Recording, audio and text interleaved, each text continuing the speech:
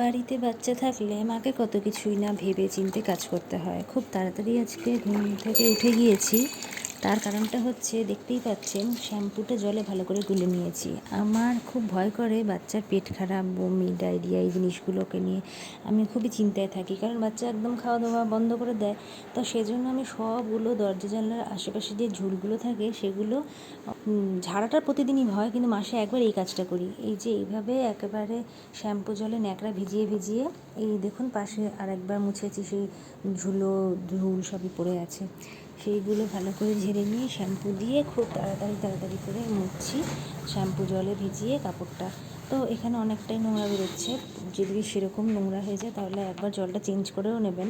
তাহলে কি হয়, ও সব জায়গায় হাত দেয় তো, আর সেই হাতটা মুখে দেয়, আর ছোটো ছোটো ঝুল মাকড়সা এসব থাকলেও কিন্তু ও মুখে দিয়ে দেয়। এটা খুবই সমস্যা। এদিকে ও যদি ঘুম থেকে উঠে যায় এতটুকু আওয়াজ পেয়ে, তাহলে আর আমি আর কাজটা করতে পারবো না।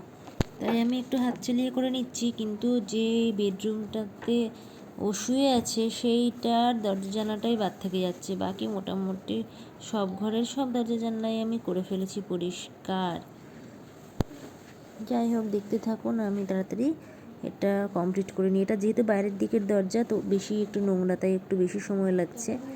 আর খাঁজগুলোতে না মাকড়সা ছোটো ছোটো থাকে বা ছোটো ছোটো ঝুল করে, সেগুলোকে খুঁটে বের করে নিয়ে চলে আসে হাত দেওয়ার জন্য।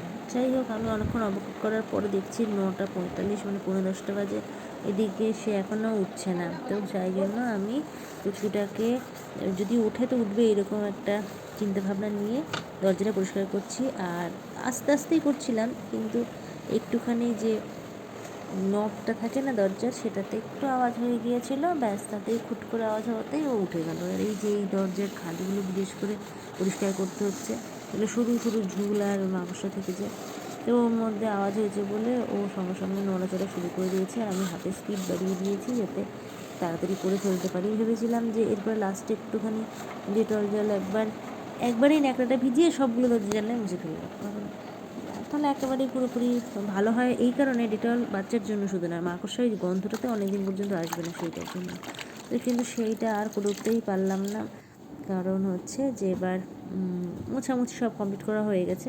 এরপরে ভাবলাম যে ঘরটা তো চকচক চকচক করছে, দরজা যেগুলো সব চকচক করছে, তো এই সুন্দর ঘরের মধ্যে এইটা আমি একটা রুম ফ্রেশনার স্প্রে করে দেবো, যাতে চকচকের সাথে ঘরটার গন্ধটা দারুণ লাগে একদম চারিদিকে। ঘরটার এটা স্প্রে করা মাত্র ঘরে একদম ম করছে, সুন্দর গন্ধ।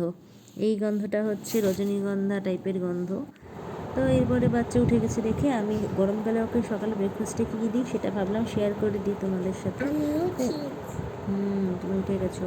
এবার ছাতু, আমি এটা দেখুন ছাতু নিলাম 1 চামচ, আর এখানে আছে মুড়ি দিয়ে সেটা অল্প করে, হ্যাঁ ছাতু দিয়ে মিষ্টি মুড়ি খাবো তো।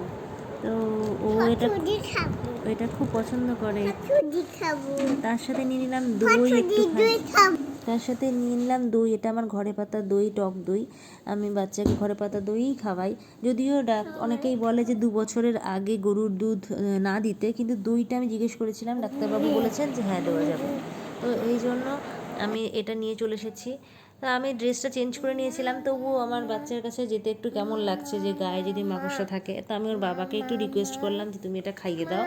আর ও যেহেতু এটা ভালোবাসে, টকটক তো বাচ্চা ভালোবাসে খেতে, দইটা খেতে হবে। হ্যাঁ, তো সেই জন্য আচ্ছা খাবে, বাচ্চা খাবে। তো ওই দেখুন ও এখন থেকেই বলছে। ওর বাবাকে বললাম, তো ওর বাবা বললো ঠিক আছে। আর ও একদম ঘুমের ঘোরে আছে। ভেবেচিন্তে ব্রেকফাস্টটা বানিয়েছি, কারণ শর্করা পাবে মুড়ি থেকে, আর প্রোটিন পাবে ও দই থেকে, ক্যালসিয়াম আছে প্রচুর পরিমাণে দইয়ে। তার সাথে ওখানে যে ছাতু আছে সেটার মধ্যে অনেক ফাইবার আছে, যেটা কনস্টিপেশন থেকে বাচ্চাদের রক্ষা করে। তো সেই সমস্ত ভেবে আমি এই খাবারটা খাওয়াচ্ছি। বেশ গরম পড়েছিল তখন থেকেই। আর আমি অবশ্যই রেকমেন্ড করব আপনাদেরকে, আপনারা পারলে কাঁচের বাটিতে খাওয়াবেন, কারণ যেহেতু দই আছে সেই জন্য এইরকম মেটাল আর কি খাওয়ানো উচিত নয়। তো খুব তাড়াতাড়ি শেষ হয়ে যাবে বলে আমি এটা খাইয়েছি। আর খুব বেশি টক হয় না বাড়ির দইটা যেহেতু, সেই জন্য টক বুঝতেই পারছি না, একটু টক খেয়ে কেমন মুখটা করলো, কিন্তু ও ভালোবাসে, এবার আমার কোলে আবার আসতে চাইছে। যাই হোক, তো ওরা ওইসব করুক, ওরা খাওয়া দাওয়া করুক, আমি তারপরে আবার আসছি। এরপরে সময় কাটাচ্ছি দুজনে মিলে। ও এখন আমি সিরিয়াল দেখা একেবারেই বন্ধ করে দিয়েছি টিভিতে। তাহলে আমি আগে নেশা ছাড়বো, তবে তো ও সেই নেশাটা ধরবে না, নাহলে তো ও ওটাই শিখবে যেটা আমি করব। সেই জন্য আমি ওর সামনে টিভি দেখি না। তার এখানে একটা গোল করে দাও তো, গোল এখানে সুন্দর করে একটা গোল করে দাও। ওদিকে হবে না, এখানে এখানে এখানে এখানে এখানে এখানে গোল করে দাও, একটা গোল গন্ডি। হ্যাঁ, বাহ কি সুন্দর মা। সন্ধেবেলায় মায়ের বাড়িতে একটুখানি বসেছিলাম, এগুলো করছিলাম, ওকে এগুলো শেখাচ্ছিলাম। আগেই শিখেছে অনেকটাই, তারপরে বাড়ি চলে এলাম।